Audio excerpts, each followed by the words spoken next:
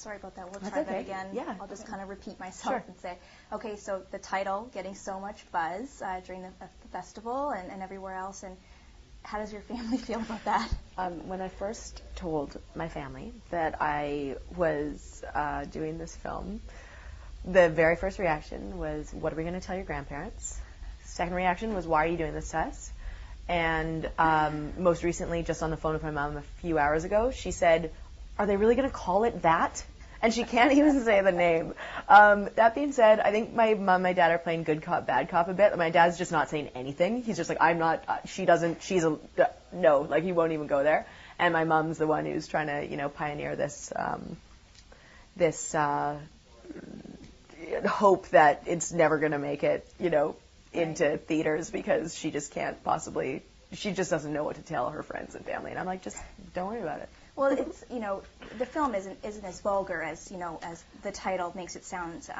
What appealed to you about, this project and the script? Well, I loved the project from the beginning. I loved the title is striking. It just simply is striking. And upon reading it, I realized very quickly that that's exactly what's going on, is that every character dynamic, every grouping thinks that that's what they're going to be doing. Everybody thinks they're just going to, they're just going to get down to it and get dirty and then walk away.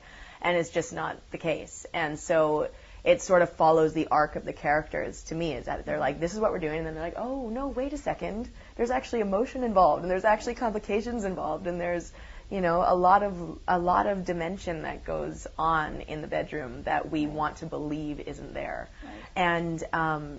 And I do think that kind of mimics what's going on in society, where we in our generation really do want to believe that, we can just have a good bang and then say goodbye. And it's just, there are far too many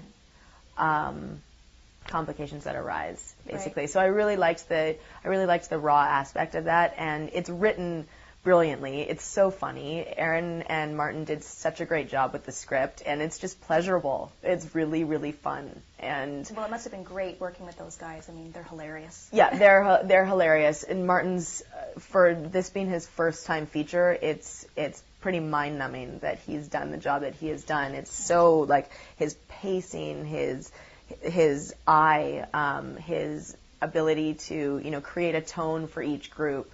And then working with Aaron too, it's really a dream, because the way it was shot was we all had, about 3 days of shooting all of our segments separately, and we all met pretty much the day we were shooting. I think Aaron and I, the first day we had to do, before we even got on set, we were doing a photo gallery shoot, and we were in our underwear, and we were like, all right, pal, let's go, let's do this. So you get to know each other pretty damn quickly, and it's really... Well, was that awkward? One of the things I wanted to ask you, because you don't know this person, and you're doing these scenes, and... Yeah, it certainly can be awkward, but with Aaron, it's just he's such a great guy, and he's so kind and really generous, and really, really specifically wanted to make sure I felt comfortable, which is also a testament to Martin and Aaron for writing a script that they really write for women, and they really write graciously for women, and that's something that you feel like you're taken care of. It's very chivalrous, I felt, and that's what helped create more of a comfort level. But yeah, it certainly can be awkward, but in this case, it was minimized by So the story obviously follows these different social relationships, and you're in the Friends. I'm in the Friends. So you're with Aaron, who plays Matt, and you guys are the Friends. Tell me a little bit about your storyline. So our storyline is, these guys, Matt and Chris, have been best friends for 20 years, and they have everything there, except they've never, crossed that line. So essentially they have a perfect relationship. They just have never done it. And now you get to the point where Chris is like, look, I'm sick of dating. I'm sick of trying to find a good guy. I'm sick of getting trampled on. I know you. I like you. Let's do this. It's fine. She's lying to herself, really, because she's like, whatever. She's talking a big game, and she talks real fast, and she does it, to try and convince herself that it's all cool.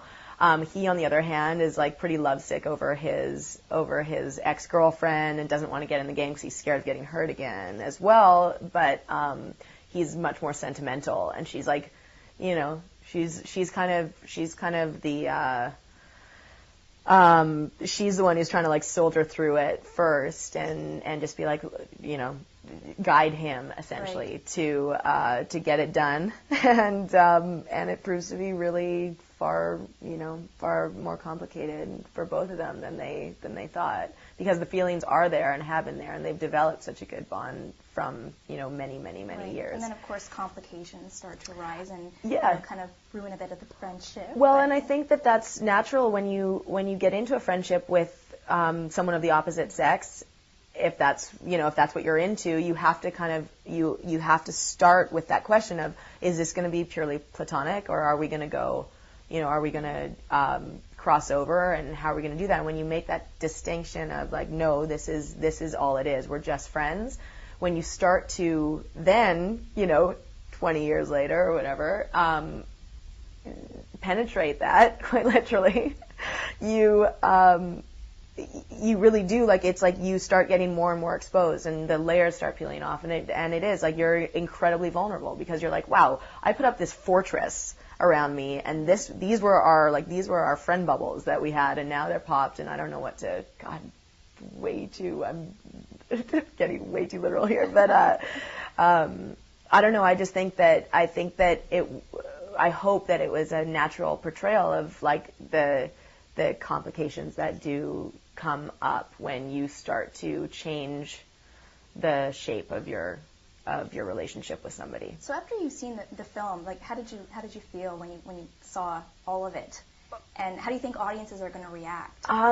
Well, I mean, it's just really funny, but it's also really tender, and I hope that when the audience finishes watching it, they feel like they've kind of gone on this ride where they really get a sneak peek at people's lives for this hour and a half, which may or may not be accurate timing for the event, but it's they really get to spend time and go like, and hopefully it leaves the audience with enough ambiguity about what's going on in each relationship that they can identify some of the trappings that they feel in their own relationships, or just relate to it in some capacity.